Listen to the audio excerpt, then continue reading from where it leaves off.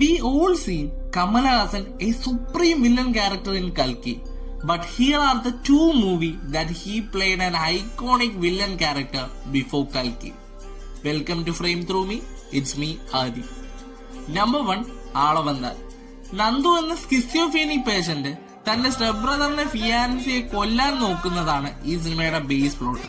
Economically വലിയ profit ഒന്നും ഈ സിനിമയ്ക്ക് നേടാനായില്ലെങ്കിലും ഒരു കമൽഹാസൻ ഫാൻ ബോയെ സംബന്ധിച്ച് ഒരിക്കലും മറക്കാൻ പറ്റാത്ത ഒരു ഗംഭീര സിനിമ തന്നെയായിരുന്നു അളവന്താർ. And number 2, ദിശാവതാര. ഈ ലിസ്റ്റിലെ ഏറ്റവും ഫേമസ് മൂവി.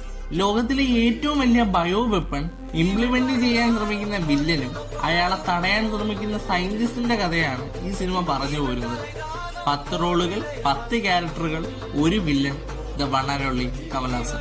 സോ നിങ്ങൾക്ക് ഇഷ്ടപ്പെട്ട കമൽഹാസൻ സിനിമ ഏതാണെന്ന് കമന്റ് ചെയ്യുക. വീഡിയോ കാണുന്ന എല്ലാവരും ലൈക്ക് ചെയ്യുക, സപ്പോർട്ട് ചെയ്യുക. Thank you.